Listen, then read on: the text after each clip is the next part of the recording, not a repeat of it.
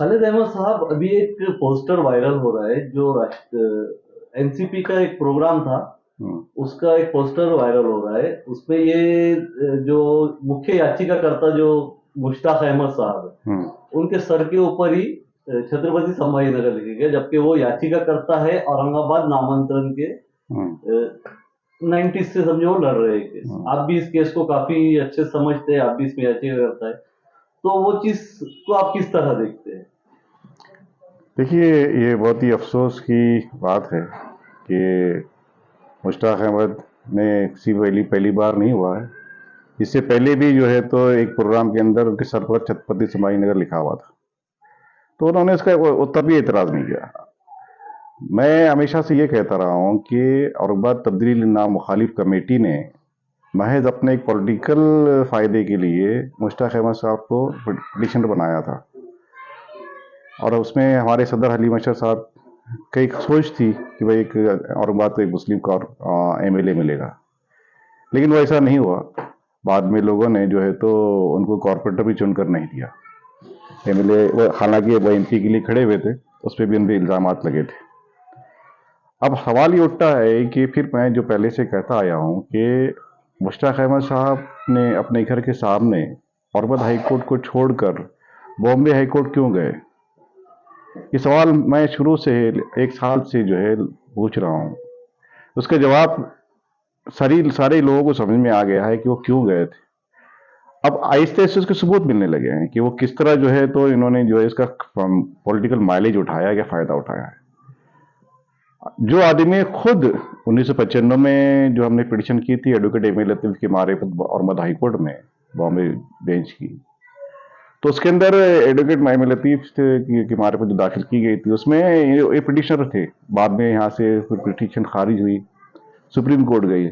Supreme court में supreme court में हाफिज इकबाल अंसारी साहब और मुश्ताक साहब को भेजा गया था, और वहाँ पर जो है तो हाफिज इकबाल अंसारी साहब की कोशिशों से, चूंकि वो आयमा की जो इमाम काउंसिल है उसकी जो और बात के मारवाड़ा के सदर हैं, और उनकी जो सदर थे ऑल इंडिया के वो जमील इलियासी साहब, और उनके बेटे के एक बड़ा सीरियल बड़ा मशहूर रहा है दूरदर्शन पर बहुत जमाने पहले, India's most wanted, India fights back. तो उन्होंने उनकी कोशिशों से कपिल सिब्बल साहब को बहुत कम फीस में उनको लगाया गया था, और हमारे पिटिशनर थे on the record supreme court में मिस्टर एंड मिसिस खमरुद्दीन। बहरहाल, तो वहां से भी सुप्रीम कोर्ट से स्टे मिल गया। स्टे मिलने के बाद जो है तो फिर गवर्नमेंट ने नोटिफिकेशन वापस लिया। उसके बाद फिर गवर्नमेंट ऑफ महाराष्ट्र ने दूसरा नोटिफिकेशन वो दूसरा ऐलान किया गवर्नमेंट जब सीएम उद्धव ठाकरे थे। और इस खास बात ये थी कि सीएम उद्धव ठाकरे के साथ में जब ये रिजोल्यूशन पास हुआ था उस वक्त कांग्रेस और एनसीपी दोनों भी शामिल थे। लिहाजा अब सवाल ये उठता है कि जब आप दोनों ही इस कांग्रेस अपनी शिवसेना के फैसले में शामिल थे, तो फिर क्या वजह थी कि मुश्ताक अहमद को फिर पिटिशन दाखिल करनी पड़ी? मतलब आपका बोलना ये है कि उन्होंने सिर्फ पॉलिटिकल अपना उल्लू सीधा करने के लिए सीधा सीधा आप बोलना चाह रहे सीधा हैं? सीधा है कि अब तक पॉलिटिकल फायदा उठाने के लिए उन्होंने कायम किया है। अब भाई आपकी पार्टी खुद जो है तो असेंबली के अंदर सपोर्ट करती है, और चुनाचे आप देख रहे हैं कि शिवसेना सामना में सॉरी ये जो एनसीपी जो है वो खुद से अपने उसके देखेंगे आप, सुप्रिया सुले के बयान देखिए आप, या फिर दूसरे लोगों के बयान देखिए, वो नाम बदल के बोल रहे हैं वो शहर का, और लिख रहे हैं, ट्विटर पे आ रहा है, सारा आता है। उस वक्त जो है ये किसी ने मुश्ताक साहब ने, जो आप औरंगाबाद हाई कोर्ट में नहीं बॉम्बे हाई कोर्ट पे जाकर आपने एतराज दर्ज कराया, तो क्या आपने एतराज दर्ज कराया एससीबी के पास कि हम अपनी पार्टी में रहना कि नहीं रहना? आप ऐसा क्यों कर रहे हैं? मतलब उनके लिए पार्टी अहम हो गई, आप ये बोलना चाह रहे तो हैं? पहले से ही पार्टी अहम थी ना ये। और अभी देखा जा रहा है शहर के कुछ पुराने अखबार जो है, जो बड़े बैनर है, वो भी सब छत्रपति संभाजीनगर लिख रहे हैं, तो वो गलत कहाँ हुआ है? वो भी तो ऑफिशियली कर रहे हैं ना मुश्ताक अहमद भी। देखिए, सवाल ये उठता है कि जब सुप्रीम कोर्ट ने 1996 में स्टे दे दिया था, जब कोई मामला एक डिसाइड हो जाता है तो उस मामले पे कोई और दूसरा एक्शन नहीं ले सकते आप। इसके बावजूद गवर्नमेंट ऑफ महाराष्ट्र ने ऐसा किया। गवर्नमेंट ऑफ महाराष्ट्र ने ना सिर्फ किया बल्कि गवर्नमेंट ऑफ महाराष्ट्र ने 1996 में नोटिफिकेशन वापस भी लिया था, उनको स्टे मिला, फिर नोटिफिकेशन वापस लिया, फिर एक गवर्नमेंट आती है, वही गवर्नमेंट महाराष्ट्र का फिर कल नोटिफिकेशन रेजोल्यूशन लेकर आती है, फिर उसी को 2-4 दिन के बाद दूसरी गवर्नमेंट महाराष्ट्र उसको रेजोल्यूशन को नाकाम करके दूसरा रेजोल्यूशन लाती है। एक मजाक बना के रखा है लोगों ने। ये लोगों ने सिर्फ जो है, अब आप देखिए कि मैं कल बीजापुर की एक शूटिंग के काम के सिलसिले में गया था, तो रास्ते में मैंने देखा, मैंने सब जगह औरंगाबाद ही है, और मैंने जा भी रुका कि भाई औरंगाबाद रोड किधर है, तो लोगों ने ये नहीं पूछा कि संभाजी नगर रोड है, लोगों ने खंदा पहचाने से कहा ये इधर से जाइए, राइट से जाइए, लेफ्ट से जाइए। तो ये एक सिर्फ जो है ये एक सियासी फायदा उठाने के लिए किया जा रहा है, और जिसमें सारे ही लोग शामिल है अपने। अब आपका सवाल ये था कि अखबारात का, अपने अखबार में ऐड मिलने के लिए ये लोग ऐसी हरकतें भी कर रहे हैं। क्या करेंगे, एक हमाम में सारे ही नंगे हैं। नहीं, एक सवाल ये है, क्या शिंदे फडणवीस सरकार ने यहाँ के मंत्रिमंडल बैठक के बाद ये निर्णय लिया, उसके बाद ही कलेक्टर ऑफिस और दीगर ऑफिस पे CSN नाम से बोर्ड लगाए गए, तो ये क्या बात पार्टी पर भी लागू होती है? अगर ऐसा होता तो 88 से शिवसेना संभाजीनगर उनके बैनरों पे और खुद से बोलते आ रहे, तो क्या राष्ट्रवादी के लीडर यहाँ पे औरंगाबाद नहीं लिख सकते उनके बैनर पे? सवाल ये नहीं है कि देखो क्या है कि मैं फिर मेरा सवाल फिर वही है कि अपना सियासी फायदा, इसके अलावा इसमें कोई भी वो नहीं है।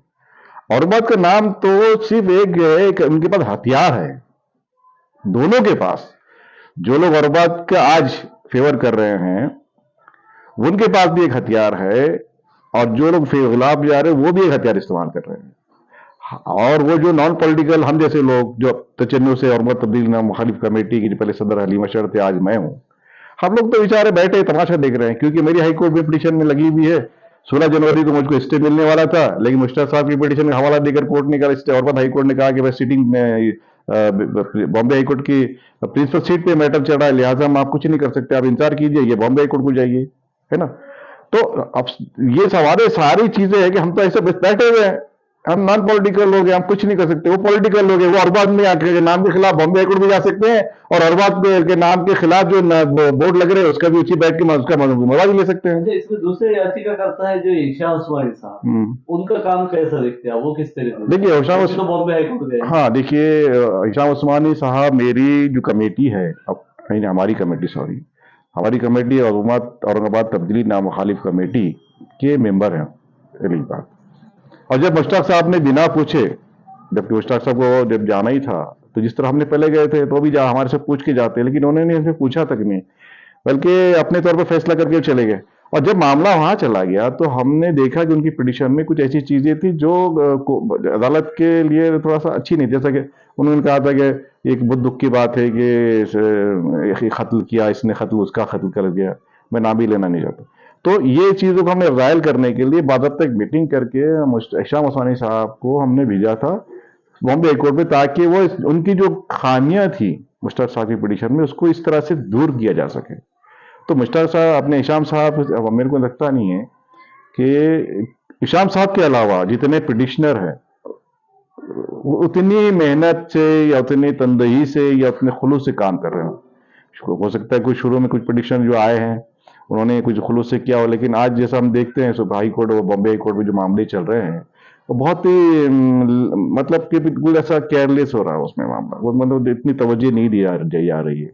खाली अब शाम साहब का वकील कितना कर रहे हैं उसमें मैं नहीं कुछ कहना चाहता, क्योंकि शाम साहब के वकील साहब की वजह से ही हमको स्टे मिलने से रुका था और हाई कोर्ट में, उनकी वजह से। तो खैर बहरहाल इसके बावजूद भी हम देखते हैं कि हमको जब 1995 में शुरू की थी तहरीक, हमारे खिलाफ कोई भी नहीं था, और चूंकि हम लोग अकेले एक कमेटी थी जिसमें अभी हम लोग जब बाकी सारी कमेटी भी जिंदा है, जिसमें 3 लोगों का इंतकाल हुआ है। एक हलीम अशर जो सदर थे, नायब सदर मोहम्मद खान थे, नहीं 4 लोगों का, और यूनुस मोती वाला भी नायब सदर थे, और अभी हाल ही में एक इंतकाल हुआ है हसन पटेल पारसपुरी जो हमारे खाजिन थे।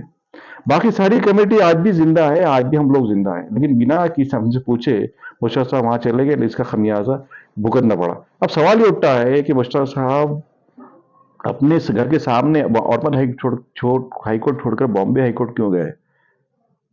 इसका सवाल का जवाब उनसे लीजिए आप। कहीं इसके पीछे कोई एक लंबी साजिश तो नहीं है कि तुम हाँ, सारी याचिकाकर्ता बॉम्बे हाईकोर्ट गए थे, ठीक है, वो तो एक अलग विषय हो गया। लेकिन एक ऐसा भी है क्या, पार्टी में रहते हुए याचिकाकर्ता, एक तो उनकी पार्टी मान चुकी है सीएसएन, और वो अभी भी फिर भी पार्टी में है और खुद को मुख्य याचिकाकर्ता बताते हैं, तो क्या एक ही टाइम पे दो घोड़ों की सवारी मुमकिन है ये चीज? नहीं अब नहीं क्या कहेंगे आप इसमें? क्या आप औरंगाबाद एक्शन कमेटी के आप सदर भी है, जी, तो वो नाते से आप ऐसे पॉलिटिशियन या ऐसे याचिकाकर्ताओं को क्या संदेश देंगे अपना, कि क्या करना चाहिए उन्हें? देखिए सबसे पहली बात तो ये है कि जब ये जो मामला आया था असेंबली के अंदर, उद्धव ठाकरे साहब जब जा रहे थे आखिरी दिनों ने जो किया है, सपोर्ट किसने किया था साहब? कौन था महायुति में? किसने सपोर्ट किया था इसको? एनसीपी ने किया था ना, कांग्रेस ने भी किया था ना। हालांकि कांग्रेस जिस दिन में फैसला हो रहा था उस वक्त 1:30 बजे तक कांग्रेस इसके खिलाफ थी, हाईकमान उनके खिलाफ में था, लेकिन यहाँ पर एक साजिश हुई और उन्होंने आपस में तय करके स्टेट लेवल पे उन्होंने फैसला कर लिए।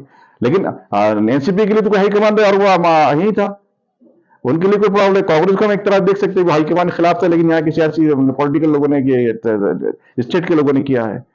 लेकिन स्टेट के यहाँ तो हाईकमान ही था, हाईकमान की मर्जी से ही हुआ है, मतलब एनसीपी की मर्जी से ही ये सारा कुछ हुआ है, एनसीपी की मर्जी से ही कुछ हुआ है। अब बस्टा साहब तो उसमें एक छोटे से किरदार है, वो क्या कर सकते हैं? सिर्फ इतना ही है, मुझको ऐसा लगता है बहुत शॉर्ट लगा आपकी जवाब में कि मैं मारे सरी का करता, तू रोए सरी का कर।